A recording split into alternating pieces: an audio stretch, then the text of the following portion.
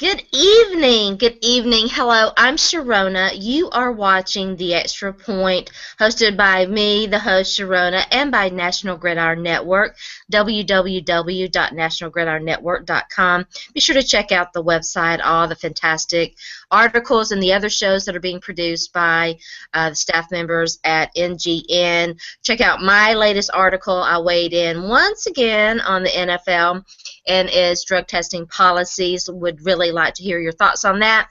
But this is The Extra Point. We talk AFC South and NFC South, and I'm very excited to have Leo Howell back talking Tampa Bay Buccaneers with me because, as Leo knows and as you know out there watching, I have a huge fangirl crush on what the Tampa Bay Buccaneers are doing.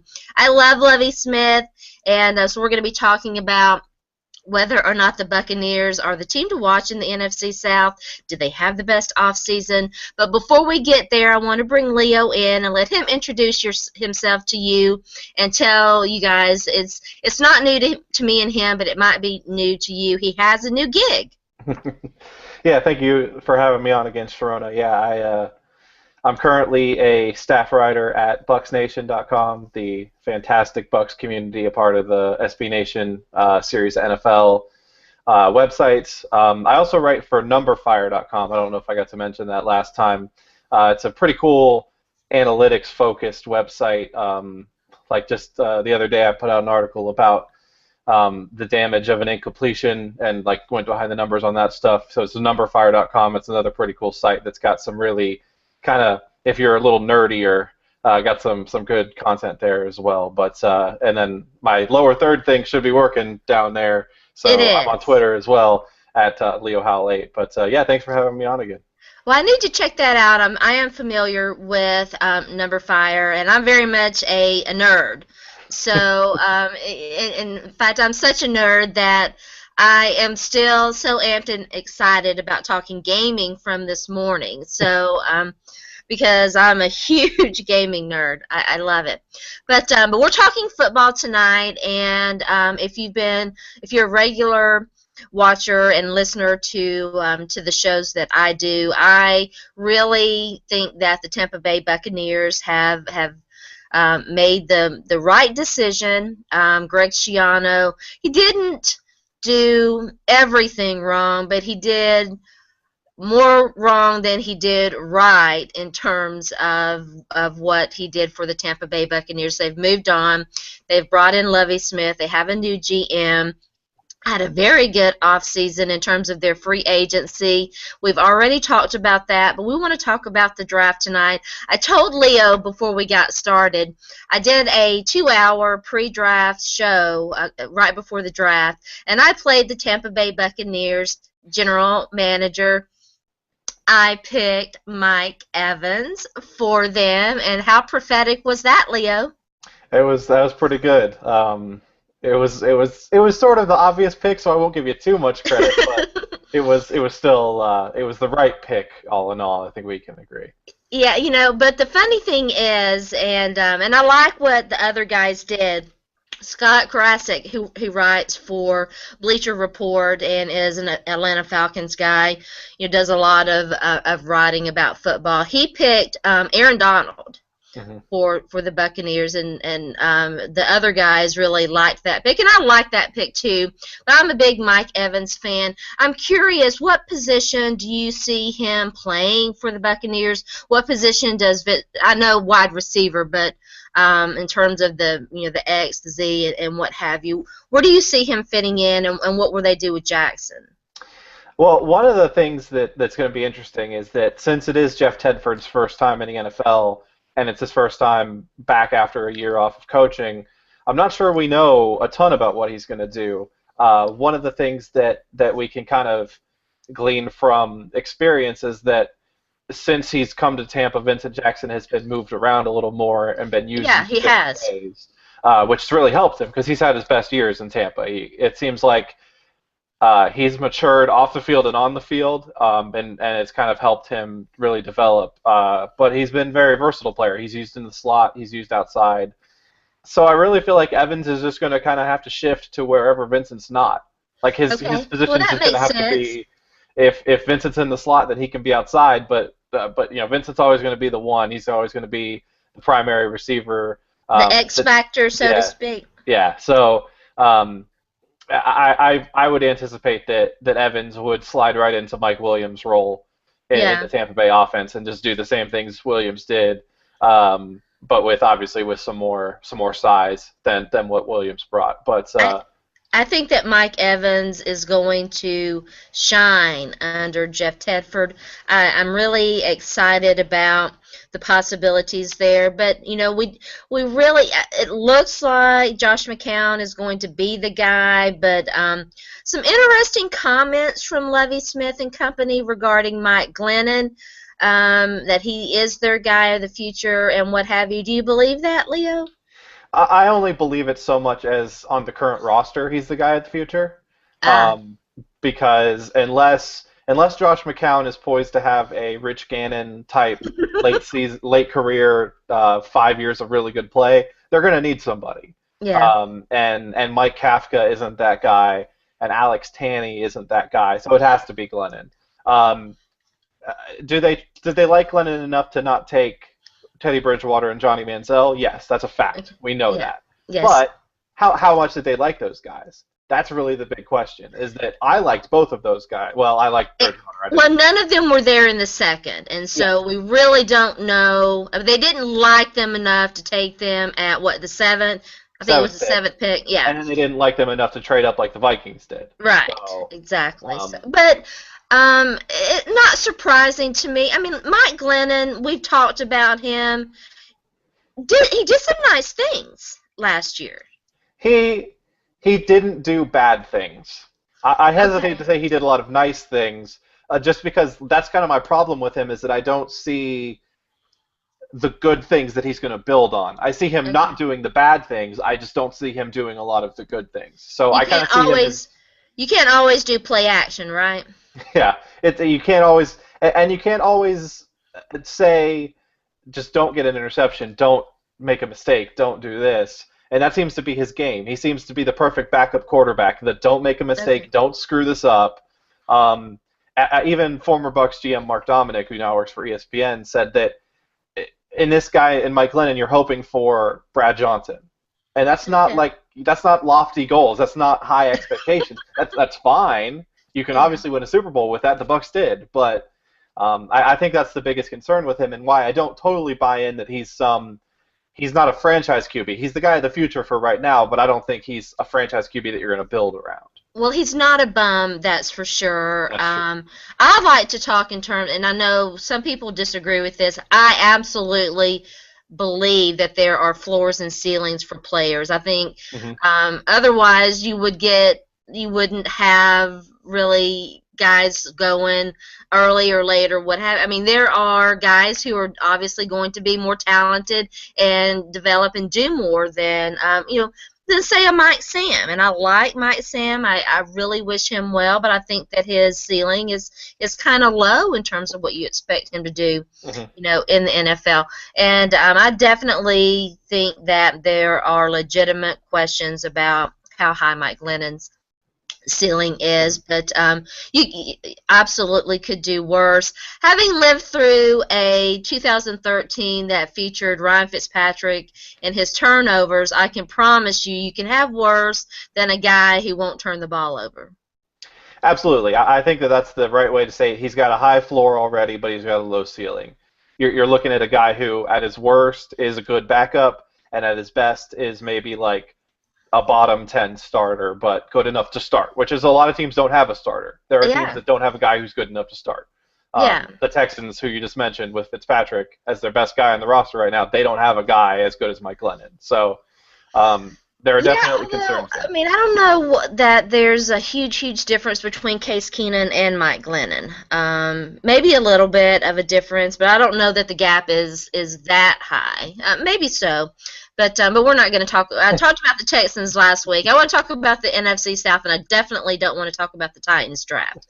So I felt bad for you on draft day. Following everybody the felt pick. bad for me. Sharona had a little moment there that lasted for a while. But back to the Bucks. Take us through. very excited about the Mike Evans pick. Take us through the other ones and give us your thoughts on that, and then I want to get you to talk to me a little bit about what you think about how the Bucs did in relation to the other players in the NFC South. Sure. Well, the second round pick was Austin Seferian-Jenkins out of Washington, a tight end.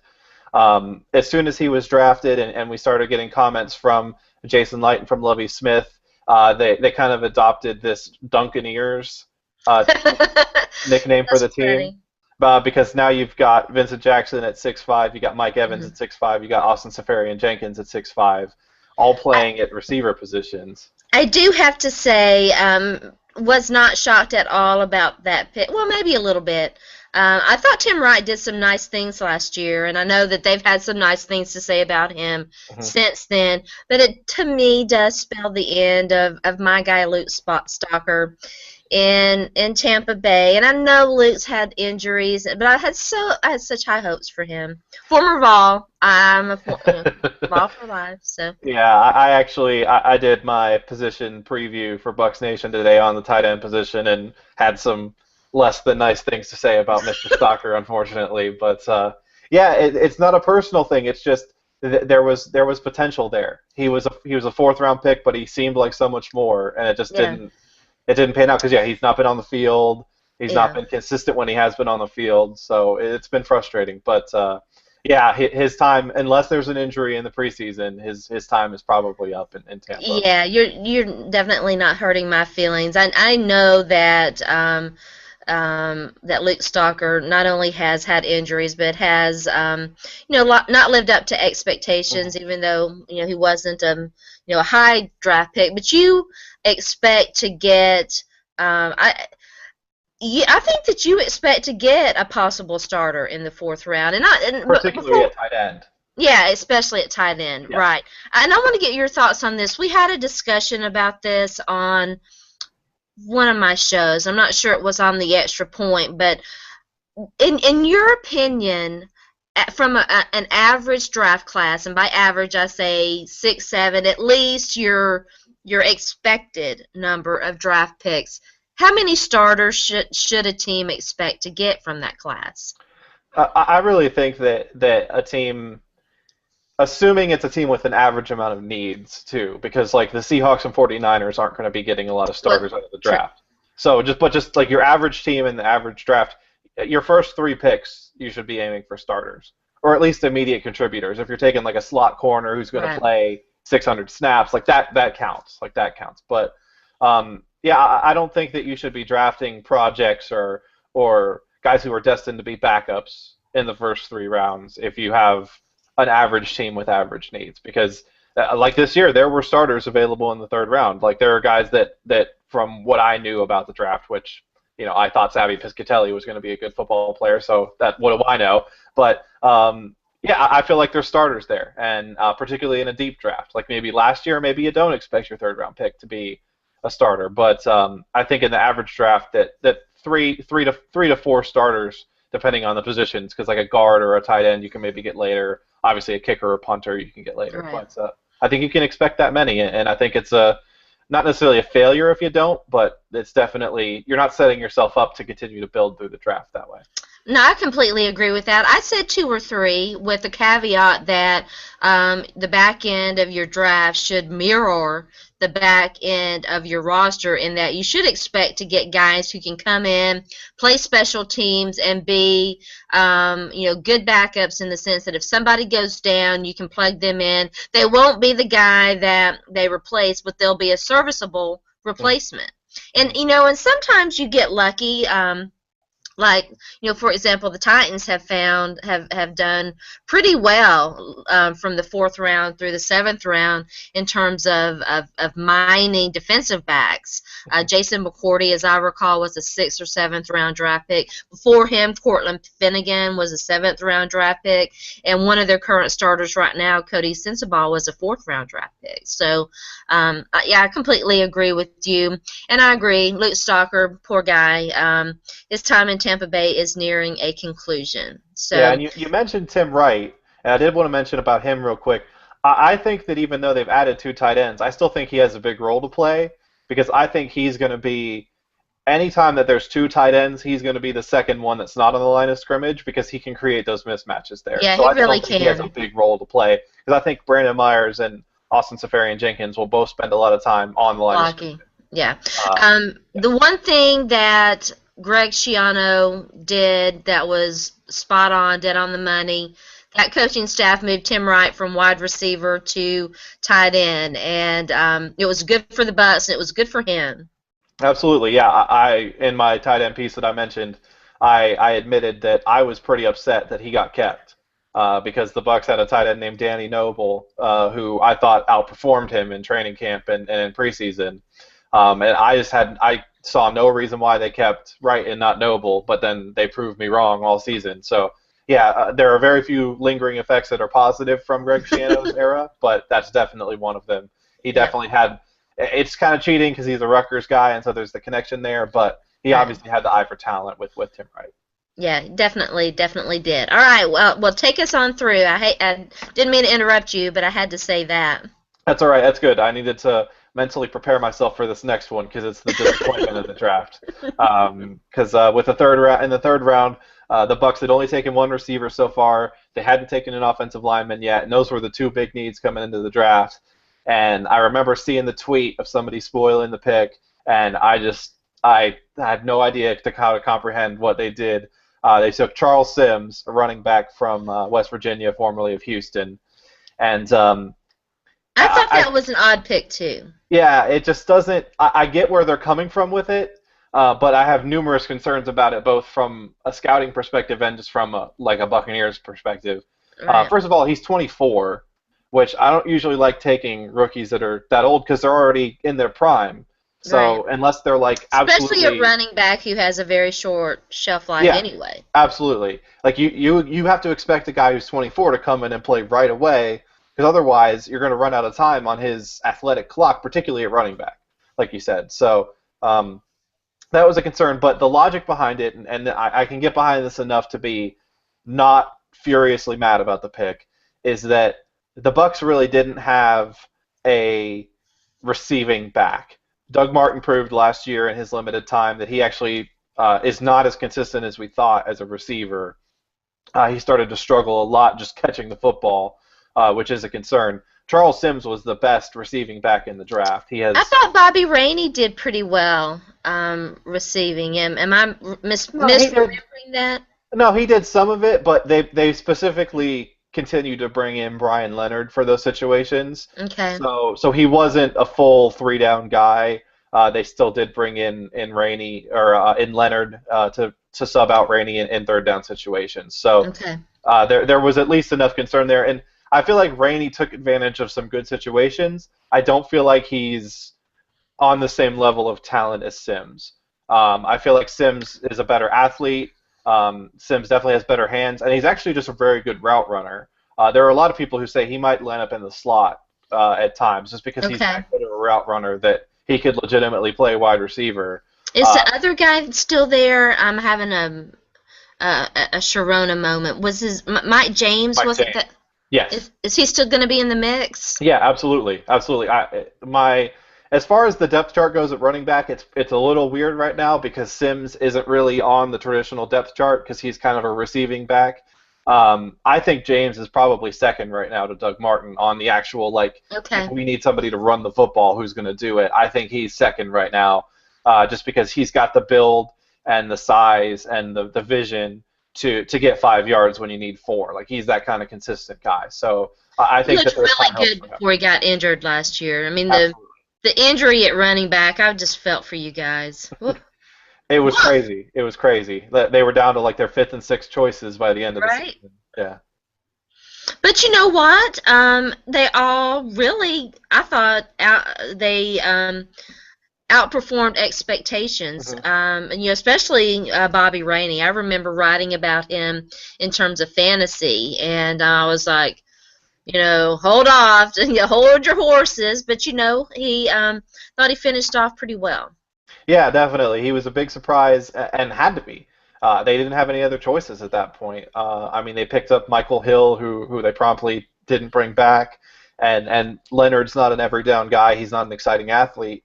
So yeah, I mean, Rainey was the only guy there, so he had to do it, and he did it. He did a good job. He had some really big moments. Especially considering how offensive that offensive line was. Absolutely, absolutely. Yeah, there was nobody to run behind by the end of the season, so it was tough going for all the backs there. Really, I mean, even when Martin was healthy, you could tell that just the line wasn't there, and since the passing game wasn't there, he just had nowhere to go.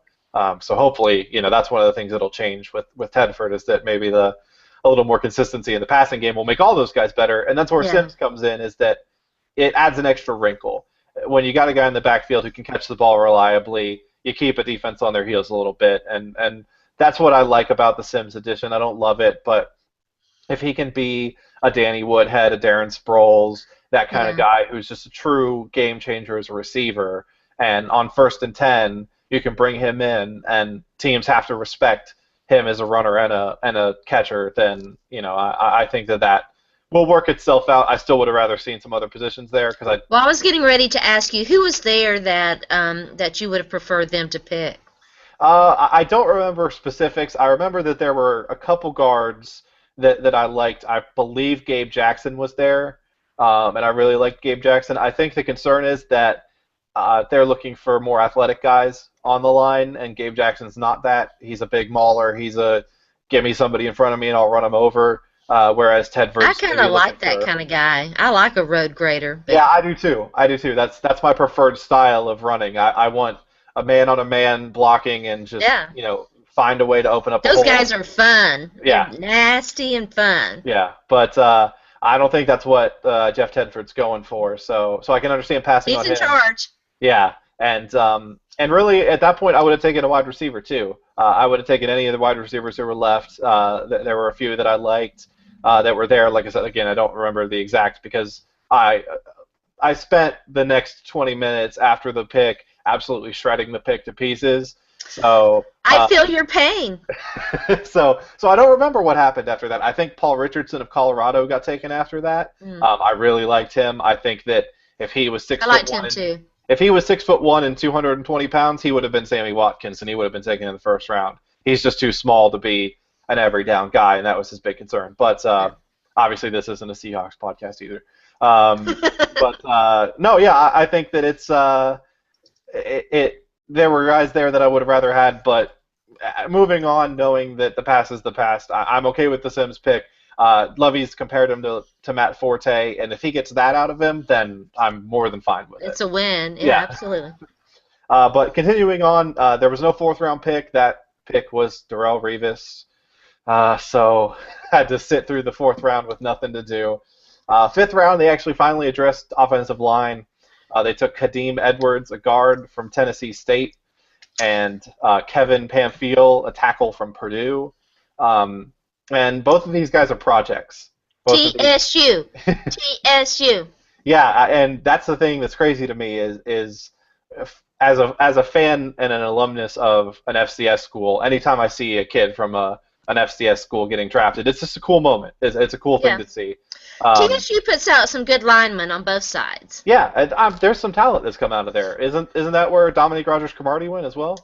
Yes. I think that is. So Yes. there's definitely some talent there. I mean, they're one of the few, if not the only, HBCUs that's not in an HBCU conference. So they have a unique history too, and they're a very interesting team. I remember always seeing them around. But yeah, Kadeem Edwards is a big physical guy. Like he's a guard, but he's also very athletic too. So his issue is that he's coming from a very low level of competition. The Ohio Valley Conference is not preparing you for the NFL, especially at guard. That's a tough place because you're not going up against NFL caliber linemen there. Particularly because, like you said, Tennessee State's one of the places that's putting out the NFL caliber defensive linemen, and he's not facing those guys except in practice. But he's a good combo of athleticism and strength. The hope is that you'd bring him along behind Carl Nix and Jamon Meredith, and you hope that he's ready, either later this year or next year. He's not an immediate starter. He's said that he wants to be an immediate starter, and I'm not going to tell him he's not because he's a big man and he's strong. But he's raw. He's overpowering, but he's not a technician at the position yet, and that's what you want. Oh, Is absolutely. a guy who can do all the technical things too, and having Carl Nix there will help. And having a good offensive line coach and George Warhop will help too. Very experienced coach who's been through a lot of different teams and a lot of different situations. So, and then as for Pamphile, he's maybe even more of a raw player. He's a converted defensive end who played basketball, who's playing offensive tackle now and played it at Purdue. Again, very athletic, good feet, Boilermakers. good feet, good athleticism, but definitely not ready to play tackle. But luckily, the Bucs have three capable tackles ahead of him. The guard situation isn't quite as positive for Edwards. Edwards may have to play this season if injuries kind of start to happen or flare up in Carl Nick's case. But Well, yeah, the being a tackle situation. basketball play, coming from that basketball player background and defensive end and all that, obviously a very athletic guy. Mhm. Absolutely, yeah. That's kind of the thing you see in him is that you're drafting a guy who is moldable and has the athleticism, but like I said, isn't the technician at the position, Right. doesn't really know how to play it at the NFL level. So you're not going to throw him out there to the Wolves.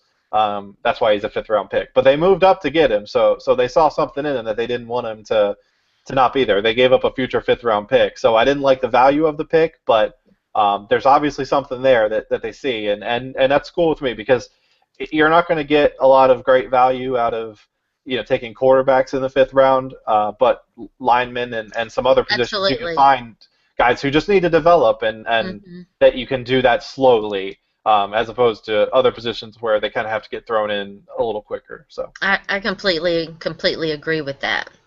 and then the one last pick, unfortunately only six picks, but the last pick of the draft was Robert Herron, wide receiver out of Wyoming, who every draft person I followed had him in the third or fourth round Yeah, as a I thought that prospect. was late for him. It was, and that was a very good moment. It kind of made up for trading up for Pamphile and taking Sims if you're getting a guy that good that late. Sort of like Paul Richardson, who I discussed earlier, he's maybe not the biggest guy and isn't going to be an every down sort of 100 catch contributor, but he is fast. Jason Light specifically said that their timers had him in the 4.2s in the Oh, 40. wow. So Yeah, he's exciting. I think that's I thought that was brilliant for them to get him there. yeah, I've been following some of the notes from the preseason workouts and stuff, and one of the things that I've noted is that there have been multiple instances of Jeff Demps being cited as dropping the football on passes, and so I feel like maybe taking Robert Herron was a signal that if we're going to have a really fast guy on the roster, he has to catch the ball. Yeah. And Herron can definitely do that. He's got sound hands, and Yeah. so I feel like maybe Herron. I mean, Herron's going to operate out of the slot, but then he kind of becomes that offensive weapon that Demps could have been if he could reliably catch the ball. And Demps could still make the roster, but Herron's definitely a guy that the Bucs are hopefully going to run some more screens than they have in the past. Get the short passing game involved, and that's where he's going to shine because he's just super quick, and he's also got good lateral movement. Like he's going to get away from guys, which I like what I see there. And it depends on who you read. Some people question his toughness. From what I watched, I saw him go over the middle. I saw him get hit. I saw him reach out for the football. So I'm not too concerned about that. Obviously, I like a taller receiver just in general, but I can't be too picky when a guy's that fast. It's a guy that you just get the ball in his hands and you see what happens. So Yeah, he's exciting. Do you wonder whether they might use him kind of in a excuse me, a Randall Cobb, Percy Harvin type role? I think we can see that because I feel like Tedford is moving away from the offenses that we've had in the past with a fullback, running back, two wide receivers, a tight end.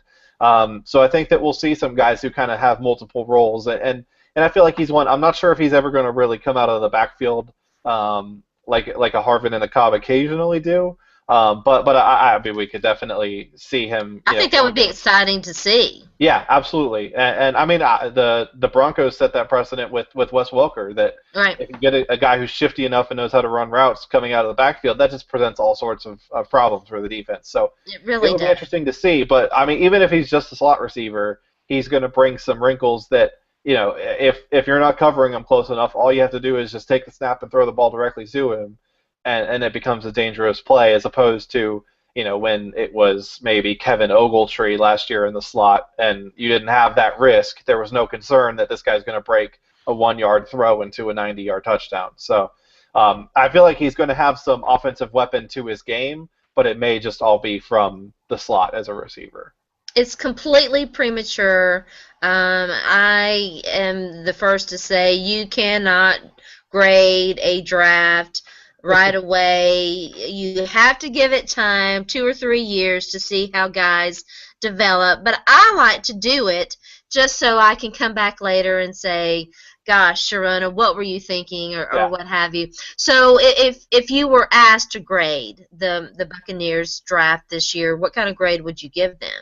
Overall, I give the draft something in the B range. If we're giving it the 1 to 100 score, it's in the high 80s. I feel like there were a couple instances of getting bad value, and I feel like they missed a little bit on getting the right guys for the offensive line to contribute this season.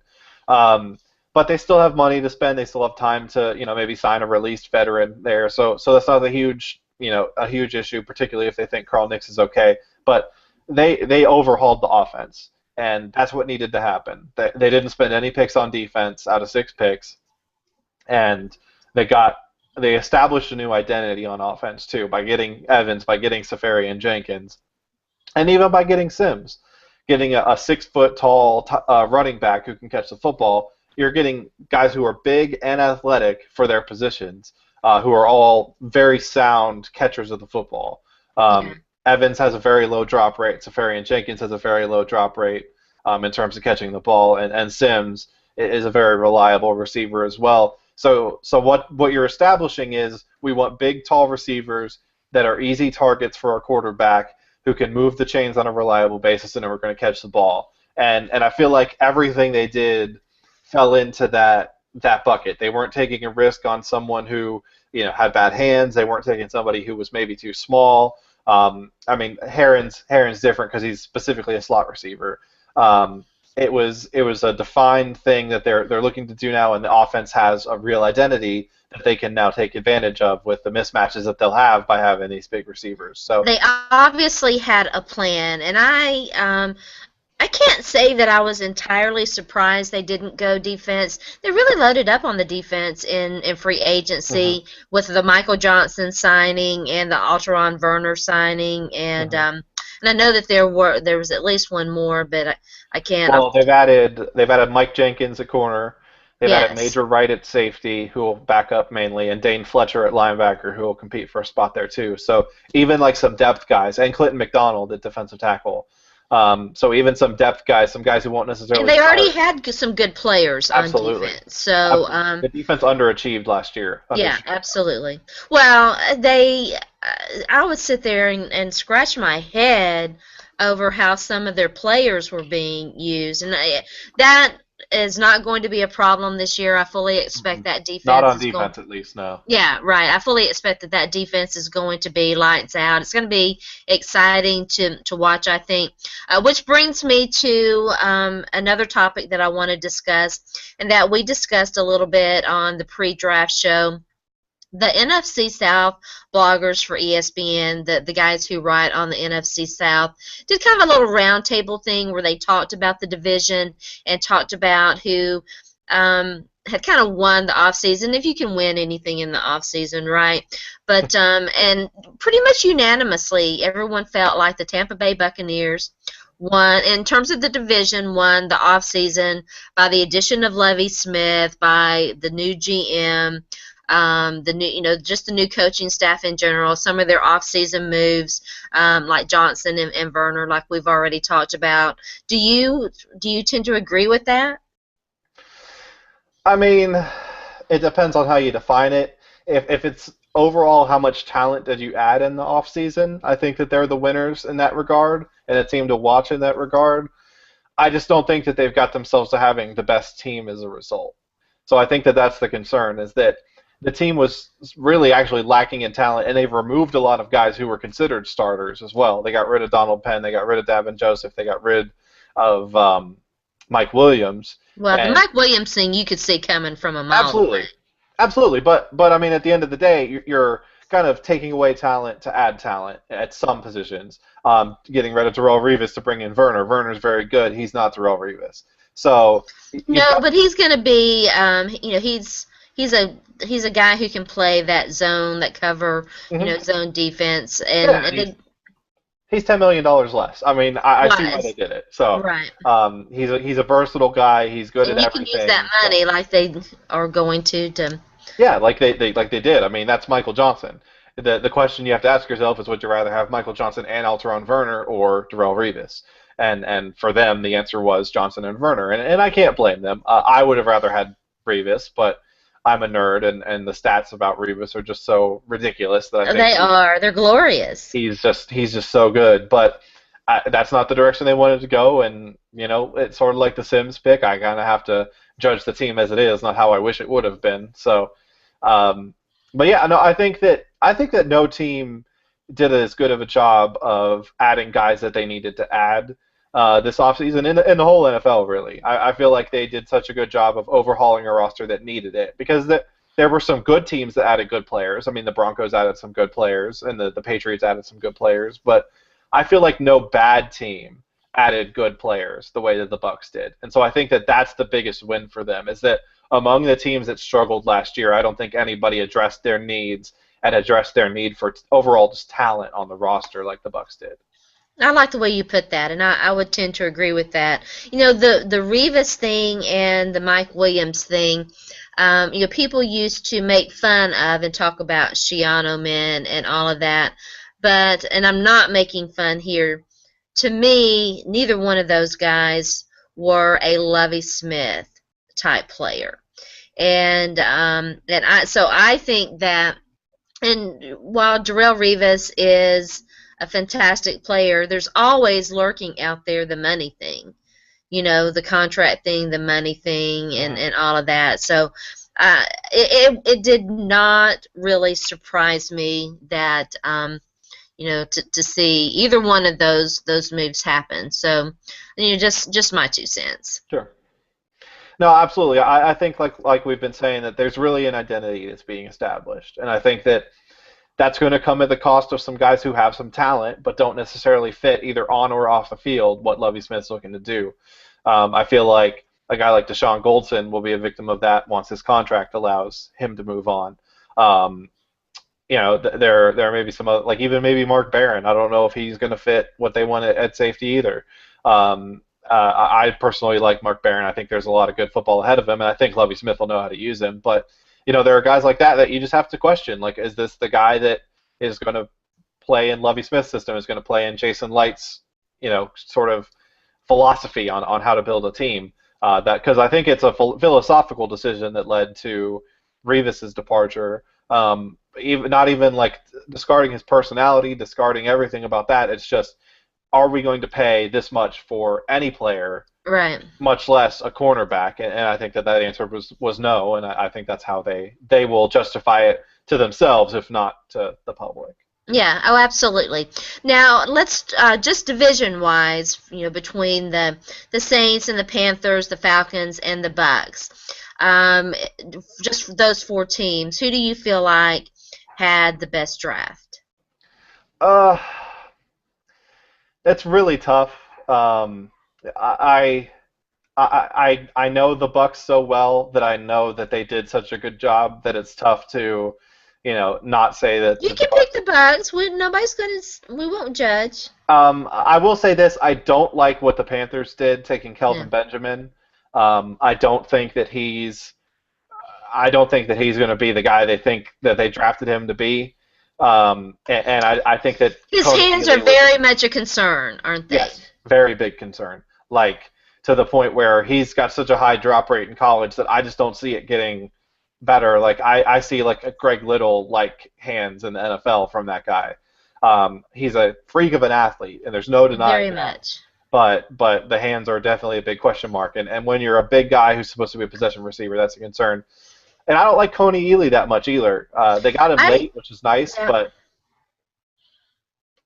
I didn't see that. I didn't see the Coney Ely love either. yeah, And like, where's he going to play with them? Are they going to play him inside? Because they've got Hardy and Johnson outside.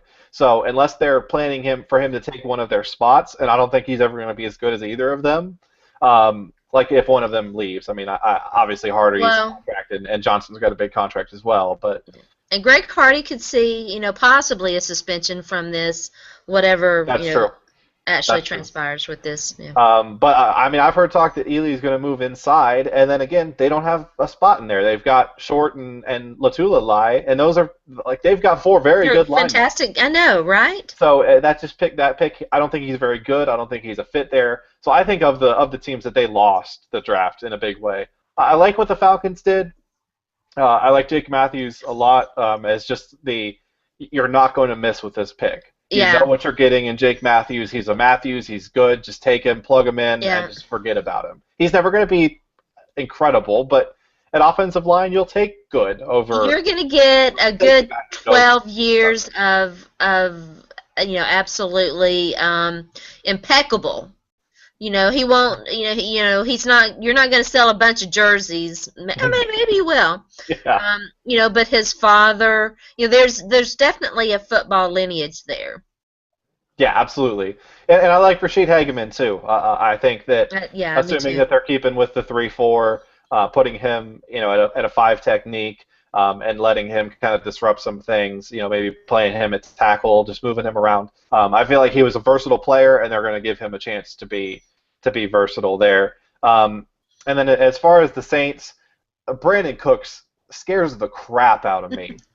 Like Brandon Cooks with Drew Brees is scary. Like they could have done nothing else in the draft, and I don't particularly know a ton about Stanley Jean-Baptiste, but I know he's a big guy, and he's going to have Rob Ryan coaching him, and so that kind of worries me too. Yeah. So I think they had. I really like that pick. I might like that pick a little bit more than the Brandon Cooks pick, although I know exactly what you're talking about. So I feel like if it's not the Bucs, it's the Saints, because I feel like those two picks in particular, Jean-Baptiste is responding directly to what the Bucs did. You're going to get big receivers. We're going to get a big corner. And Cooks with, that's just, it's incredible to think of what he can do. It's really not. I mean, luckily when you've got, a Werner and guys like that who can move around and cover some zones and might be able to keep up with him.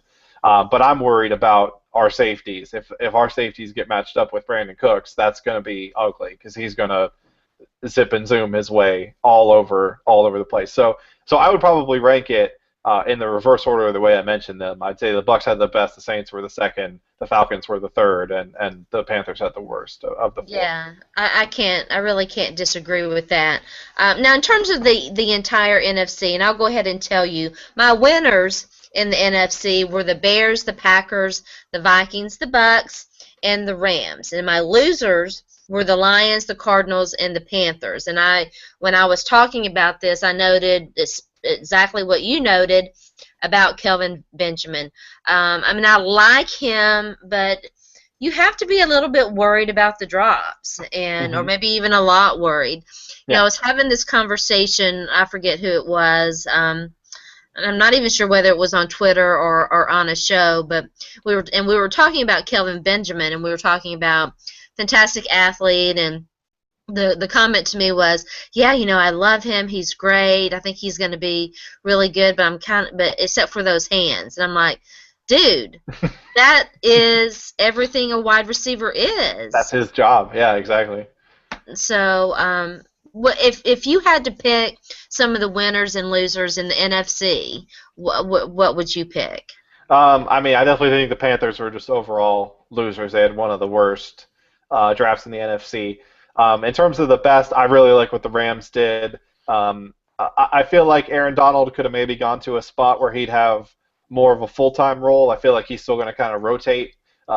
He's going to play a lot. He's a very good player, but I feel like there were maybe some teams that were hoping Donald fell because he'd play full-time there. The Rams have such a good defensive line now, though, that I can almost forgive them for just adding another weapon to that line that's just going to absolutely, frustrate quarterbacks every single week. And obviously adding Greg Robinson, he's the opposite of Matthews. You're not sure he's ever going to be – you're not guaranteed that he's going to be very good, but he has the potential to be absolutely incredible. Exactly, yeah.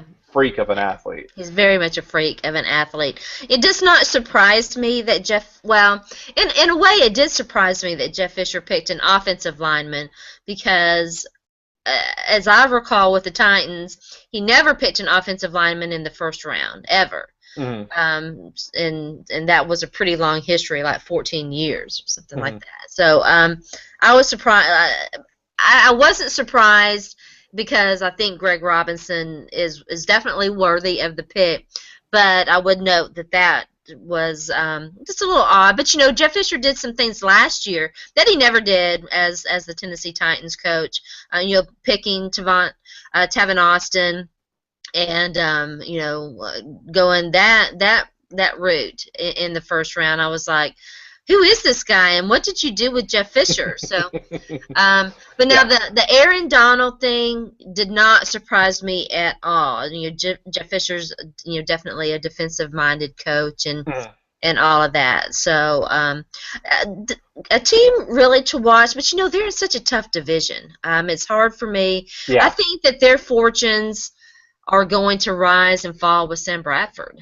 Is Sam Bradford going to be that guy? That's going to be tough. I mean, I saw a lot of discussion recently about people trying to predict which last place team is going to finish first. And a lot of people said the Rams, and I wouldn't disagree in terms of them adding a lot of talent this offseason and being a good team with a good foundation. I just don't see how they win that division. I don't either. Because I can see maybe the Seahawks not doing as well as people think, or the 49ers not doing as well as people think, but both of them aren't going to fall off. No. And the Cardinals are good. The Cardinals are good. It's such an insane division. If the Rams were in any other division, I'd have a hard time not picking them to win. Right, absolutely, and I completely agree. I could make an argument for them to be as good as the Patriots or as good as the Broncos. If that's the only team they have to contend with in their division, I could see them winning those divisions. But against those two powerhouse teams, that's just incredible to have to deal with. So, and I like some things that the Cardinals did too. I thought that they had a very nice draft. Yeah, I mean, Deion Buchanan's obviously. That's what I was going to say. He was exactly who I had in mind when I said that. Yeah. He's a fantastic player. One team that maybe had an underrated draft that I actually really like was the Eagles out of the NFC. Yeah. I know Marcus Smith was a controversial pick. I'm not sure that he was the 26th best player in the draft, but everything else they did I really liked. I love Jordan Matthews. I think that he's going to. I jokingly said he's going to score 9,000 touchdowns with Chip Kelly. Oh, absolutely. Yeah. And Josh Huff and Taylor Hart. Like, there are some good players. I mean, obviously there's some Oregon guys that Chip knows already, but I feel like they had a really good draft. And the Packers, I really like the weapons that they added for Aaron Rodgers. They're just continuing to reload that offense. Even if, once Jordy eventually, gets hurt, because he always seems to get hurt, if Randall Cobb needs some help on the outside, you've got Devontae Adams who can line up outside, keep Cobb on the inside. You got Jeff Janis, who's a guy I really like that they got late, and Jared Abbrederis. Like, there's just so many weapons there that, if I'm the Packers, I'm keeping like 10 receivers because they've just got so many guys that are very talented at that position. So they're a team that really intrigued me too, sort of in that rich getting richer category. Oh yeah, absolutely. I completely agree. The Packers were one of the teams, that I picked. I picked the Bears too. I thought that they did. They did very, very well in this draft and picking guys that are going to come in and do what they do and do it well. So, they just locked up Brandon Marshall. The old saying, what I like to say, for so many of these teams, it really does, and particularly the Cardinals, because I meant to say this before, Carson Palmer really finished the year very strong. Kind of struggled a little bit, the first 3 or 4 games, but finished the year strong. If he still has some good football in him, the Cardinals are going to be tough. They're really going to be tough. So kind of interesting. But if they have to start Logan Thomas at any point, I feel really bad for. Oh, absolutely. I really like John Brown, the receiver out of Pittsburgh State that they took. He's the guy that I saw at the Combine, and as soon as I saw what he was doing at the Combine, not just from a speed perspective, but just the way he caught the football, I did a lot of looking into him, and he's a guy that I really liked, and a lot of people didn't even have him as a draftable guy, and if they did, he was like a 6th or 7th rounder, and they took him in the 3rd. I really like what he has the potential to do.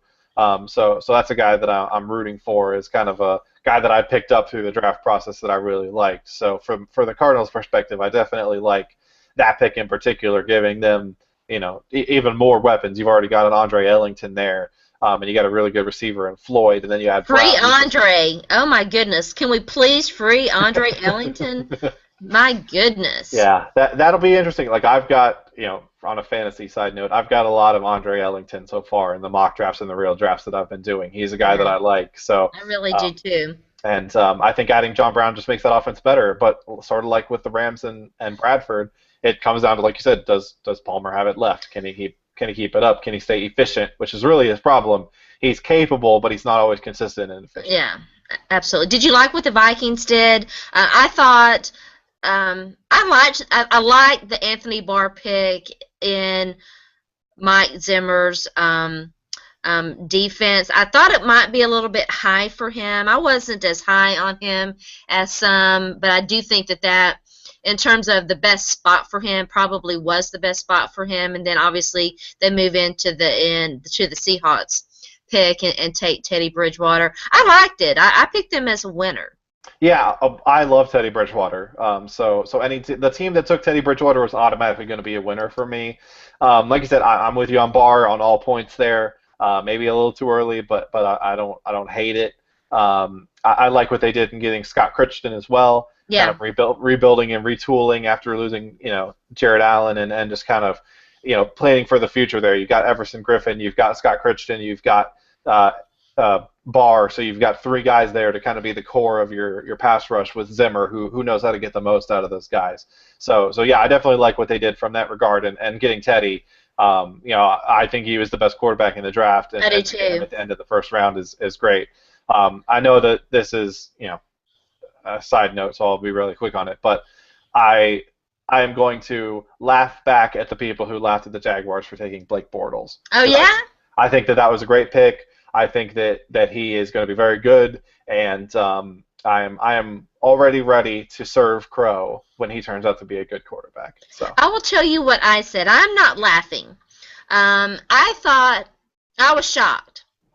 I did not think that they would take Blake Bortles at 3, but I don't hate it, and I will tell you why. I am a big believer in, if you believe in a guy, if that's your guy, you go and get him. And obviously they believe that Blake Bortles is their guy. I think obviously he has a lot of potential, and I generally hate the P word. But let's face it, if he realizes that potential, he's light years better than what they've had. Yeah, oh yeah. No, he has the highest ceiling of the quarterbacks in this draft, except for maybe the ceiling that Logan Thomas has if he ever figures it out, which is there's a big leap there for him to get there, because Logan Thomas is just a freak athlete who's also got a huge arm.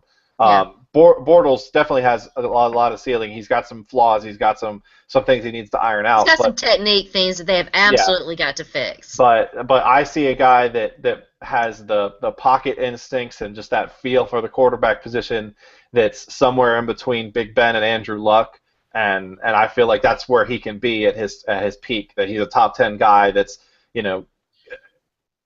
that you can rely on to handle pressure, which is the opposite of what they had in Blaine Gabbert. He was not able to handle any pressure. Now you bring in the exact opposite, and I think that letting him sit is fine. I think he can start this year and be fine too, but if they're going to let him sit and let him develop and learn, I think that's even better, because they're not going to contend. And they got him a couple of really nice receivers. I really loved the Allen Robinson. Yep. Yeah, he was one of my favorite wide receivers in this draft class. And the Storm Johnson pick in the 7th round, this is what I said about the Jags. And I had this discussion on my radio show. Vegas has the Jags picked to win like 4 games. I say Vegas is tripping.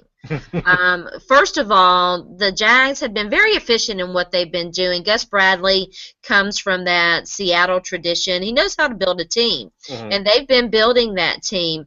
The first 4 teams they face have defenses that scare nobody. Yeah. And especially now that the Colts are going to be without their best player in Robert Mathis. Yep. It would not shock me if they don't go into training camp and they're like, Chad Henne, ooh, Blake Bortles, Chad Henne, ooh, Blake Bortles. And they're not like, okay, we're all primed to have a pretty good defense, because their defense was pretty good last year and they've added to it, and it's going to be even better this year, I think. They're going to. I really love them going after Toby Gerhart and bringing him in, and then with the addition of Storm Johnson, and their offensive line is pretty good. They're going to have a good running game. Would not shock me to see Blake Bortles out there game one. Yeah, I don't think it matters either way. I would have rather seen, and this is from a person who likes Bortles, I would have rather seen them take Khalil Mack, because I feel like giving Gus Bradley Khalil Mack would have been just really fun to watch. But yeah, if you want your guy at quarterback and you know who he is and you know that you like him, go ahead and take him. I agree with that 100%, particularly because I thought he was a top 10 player, so taking a top 10 player at 3 is not going to offend me. But yeah, no, I think that they're set up for success. I could see them winning at least 5 games next year, so I'm with you on that. Taking the over there. Look, the AFC South has been ridiculously bad. The Texans got lucky. Not last year, obviously, because they only won 2 games, but the year before that, the Colts took advantage last year of just a putrid AFC South, and they can win 5 games in their division. Neither the Colts or the Titans had a very good draft, in my opinion. I think, just in terms of the AFC South, they're at the bottom of the division and what they did in the draft. Now, I like Bishop Sankey, and I like their 5th-round draft pick a whole lot. Avery Williamson, who is a linebacker out of Kentucky. And a couple of developmental guys in the 4th round, and then the other 2 guys I really don't want to talk about right now. So in terms of what the AFC South is going to look like, you have to put the Jags up there as a team that can come in and win some games. I would say that they're probably the 2nd best team in that division, thinking right now. And that's even with Henne starting, because I think Henne's like on that same level. He's serviceable. Yeah, he's serviceable. He's maybe like the 30th best quarterback, which is okay, because like I said, when you look at the Texans, they don't have a top 30 quarterback. So I felt like getting a pass rusher, like if Clowney fell to them, they were going to take Clowney. And that would have been great to see, but otherwise, I don't mind that pick, and I think that they'll be, in a couple years, I think that's going to be a really good team. So yeah, they're definitely building something there. You may have already kind of mentioned it, but if you had to pick your favorite pick from the Bucs 2014 draft, and you can pick Mike Evans. I love Mike Evans. I'd pick Mike Evans. But who was your favorite pick from this draft class? For me, it would actually be Safarian Jenkins. Okay. I feel like he has Rob Gronkowski upside, which really kind of excites me. I don't see any of the other guys in this draft ever being the best player at their position in the NFL, but I think that Safarian Jenkins can be. Interesting. He's the right size. He's got the right speed. He can block and catch already. He's proven that. So as he continues to get healthy, there are some questions about his playing weight that he answered kind of by working himself out and getting back into shape. But if he finds the ideal weight to play at, he stays out of trouble and he stays healthy, I feel like that's a guy that can really be, I mean, the skill set there is insane. To run in the 4.5s and 4.6s at his height with his speed at the tight end position, and also just to be a man amongst boys when he blocks. Like, Pac-12 level defensive ends are just not able to get by him on tape, and that's impressive to me. Like, that's really big. So, I love it. Yeah. So, I feel like Mike Evans is going to be good. I don't feel like Mike Evans is ever going to be the top tier receiver.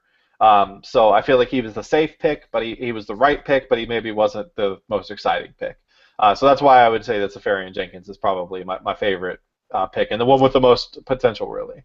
I like that. I do disagree with you about Mike Evans. I think in 3 years, Mike Evans is going to be mentioned in the same. Well, obviously, a lot of it's going to depend on quarterback-wise what happens with the Bucs. But assuming he gets some consistent quarterback play, and I think that he probably will. I think Josh McCown.